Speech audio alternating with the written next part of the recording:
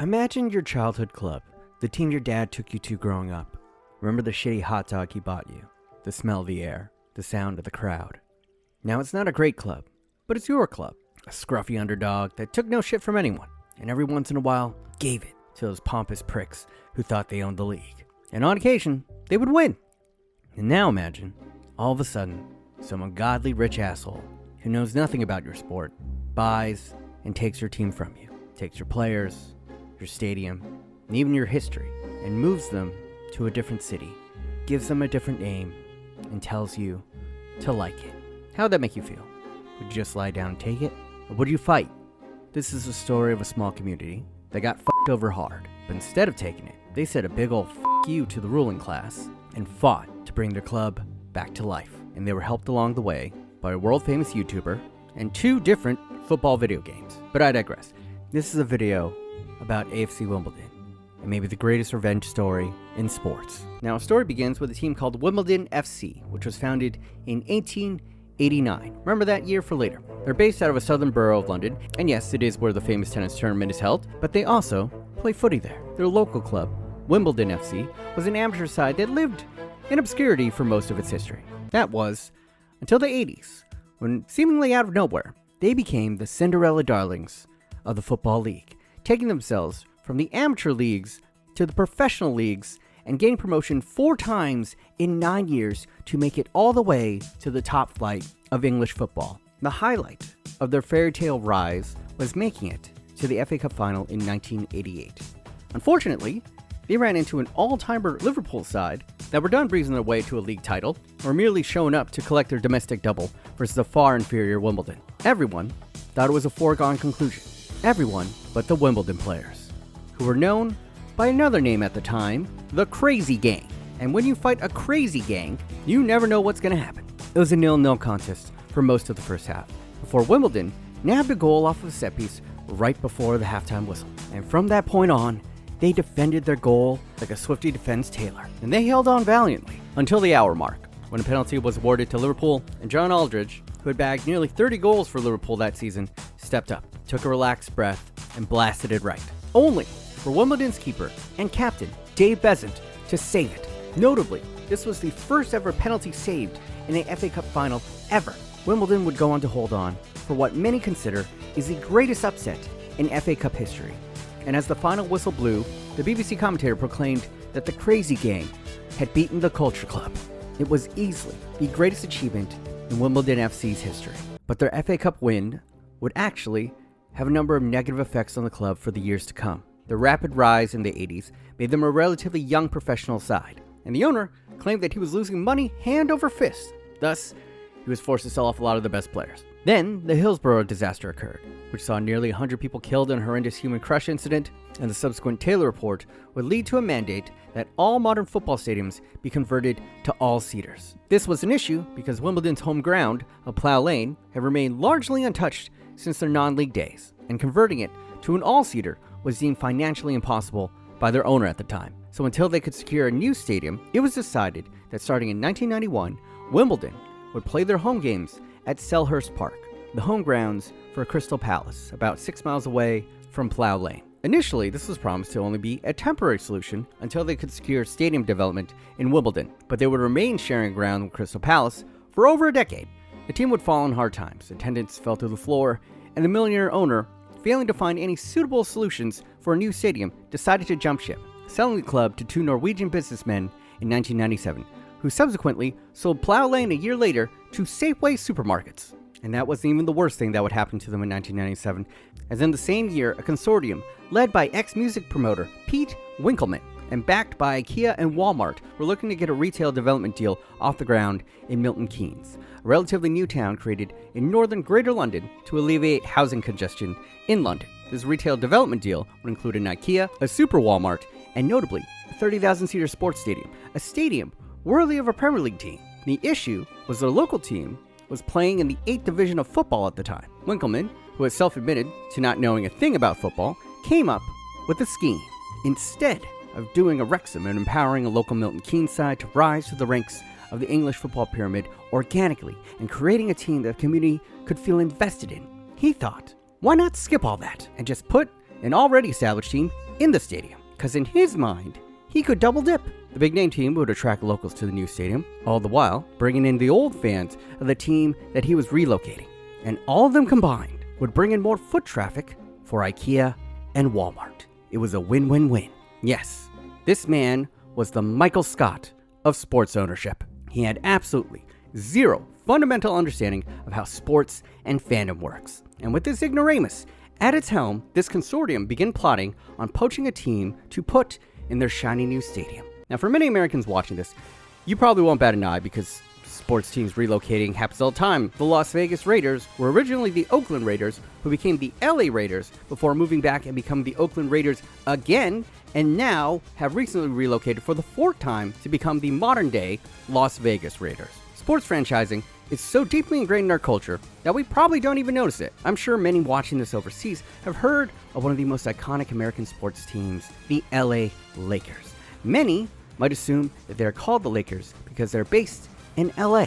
Nope, they're also a franchise. The Lakers were originally based 2,000 miles away in Minneapolis, Minnesota, and they get their name from Minnesota's nickname as the land of 1,000 lakes. And I don't know if you've ever been to LA, not a lot of lakes. In fact, it's built on top of a fucking desert. So yes, we Americans are quite numb to the greedy machinations of our billionaire sports owners, but it's a very different story for our cousins across the pond. Sports franchising didn't exist there. It was, and is still seen as a dirty word, because their local football teams were built around the community that they were founded in, and the idea of uprooting them and planting them somewhere else in the country was considered blasphemous. It was taken to ripping the heart out of a city, but that was exactly this ex-music promoter's plan. He would gladly devastate an over 100-year-old football community, all in the name of Walmart. Now, he would offer his stadium to many clubs, but none of them took the bait, wisely, so Winkleman switched up his tactics and started looking for more vulnerable targets. And that's when he put his sights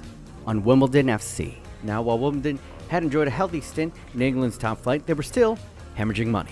And to make matters worse, their new foreign owners stripped the club of most of their assets. And with attendance dwindling at Selhurst Park, Wimbledon FC seemed to be dying a slow death. It would all come crashing down at the end of the 2000 season, when, after 14 years on the top flight, Wimbledon would suffer relegation back down to the championship.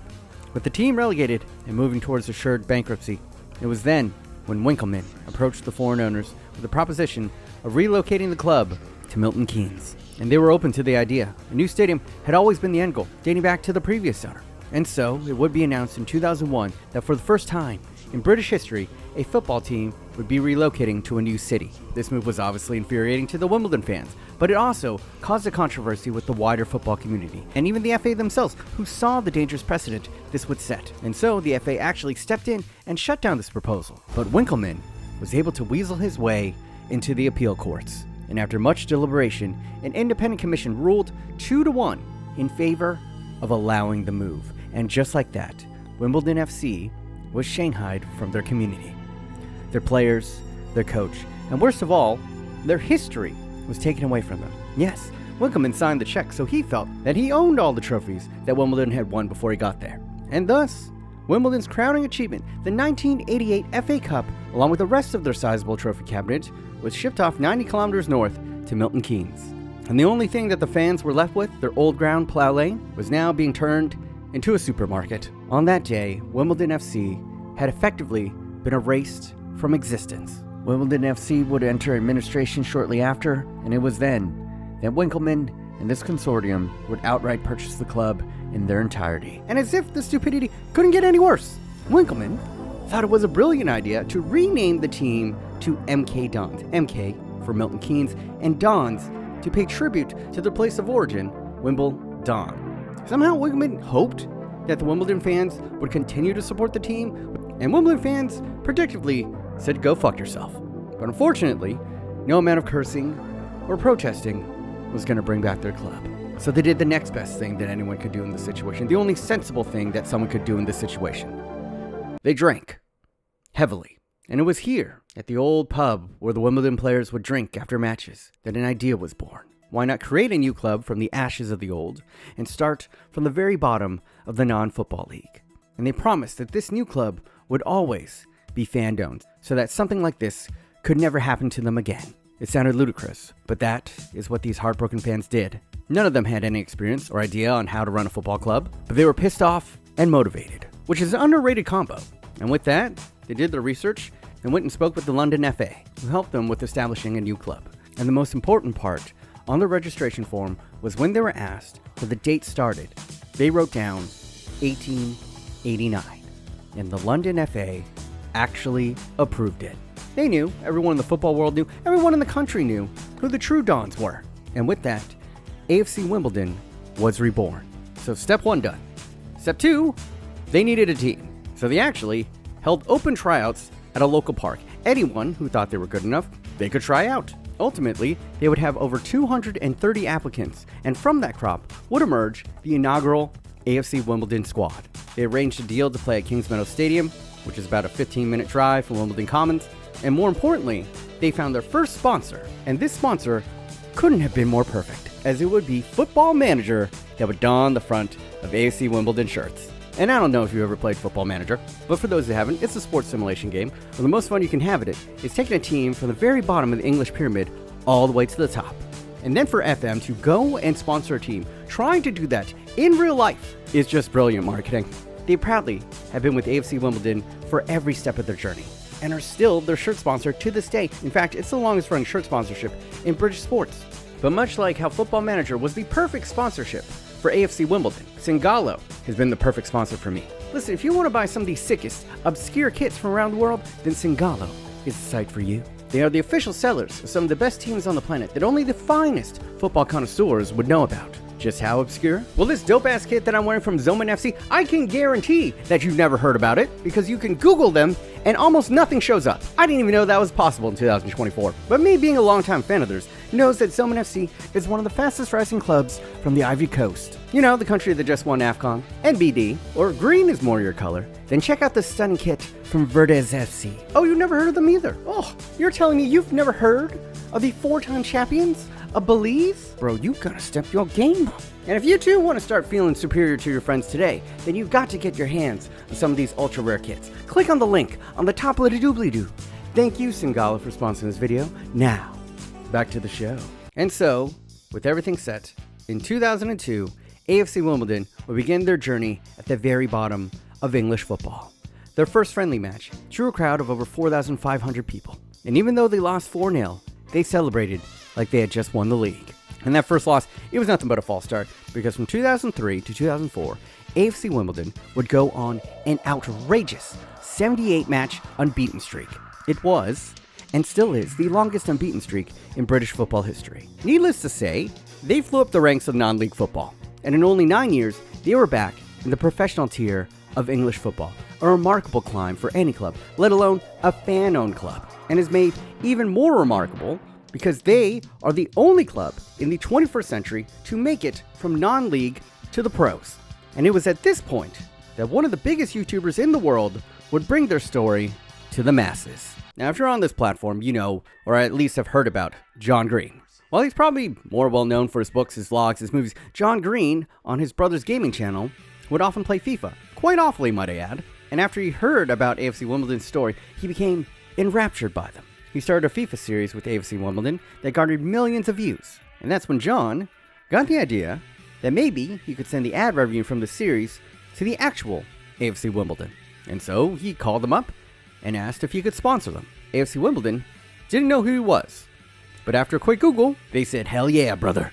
And not only does his Don't Forget to Be Awesome badge feature on their shorts, they would even go on to name the North Stand at Kings Meadow Stadium after John Green. But what was even spicier was that by AFC Wimbledon making it to League 2, they would finally be playing in the same league as their mortal enemies, MK Dons. Now, MK Dons over this time had their highs and lows.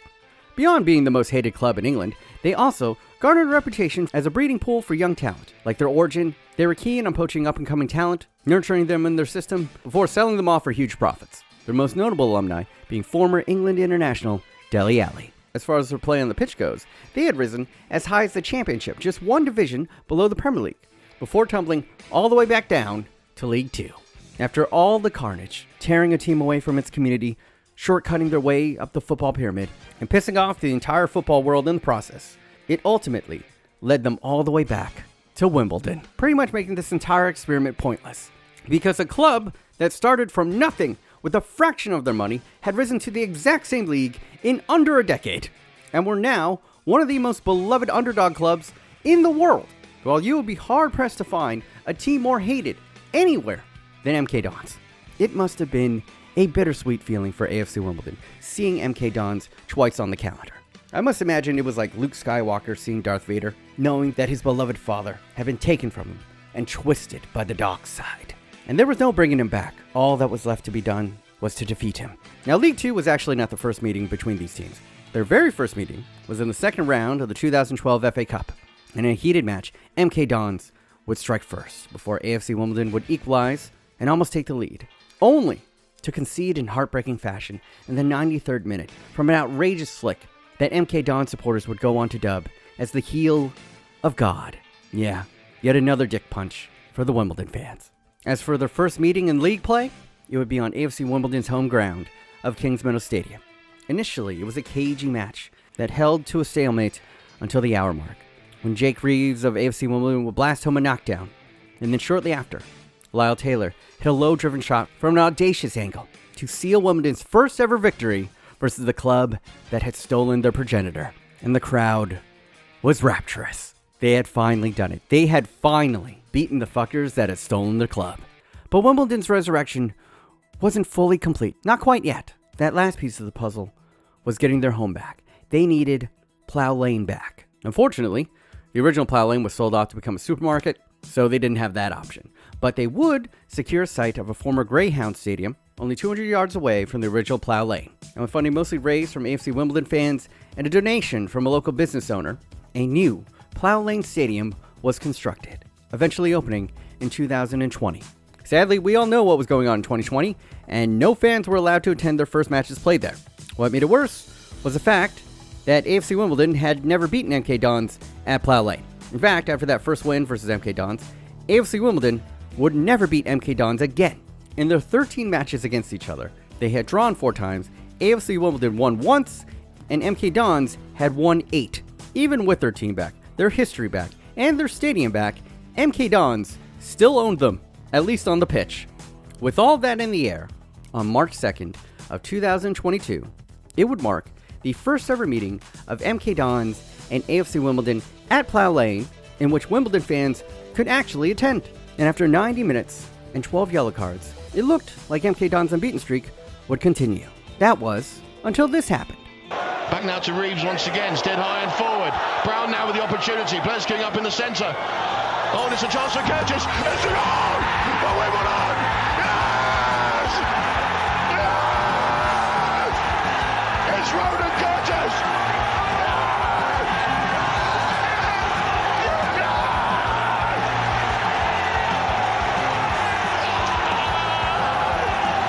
Everything about this goal was poetic. The lackluster effort from a mercenary fighting for a paycheck versus the freedom fighter reclaiming his homeland. And to win it right at the death of the game, just like how MK Dons had hit them with the heel of God late. It was just a chef's kiss.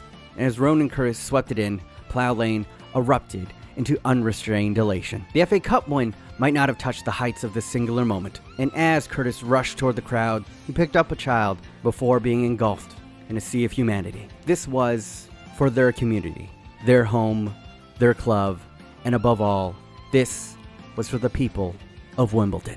22 years they had waited for this moment. Over 2 decades they had to be patient, start from nothing, scrape and claw their way back home. But finally they were vindicated, and everything had come full circle. The fans, the community of Wimbledon were back at Plough Lane, and they had beaten the bastards that had once taken everything away from them. And I know this is cliche, but I don't think there was ever a more apt time to say that football won that day. MK Dons would eventually return all the history and trophies to AFC Wimbledon. Although, Pete Winkelman, still being the complete douche that he is, claimed that AFC Wimbledon had no right to any of these trophies because technically they aren't Wimbledon FC.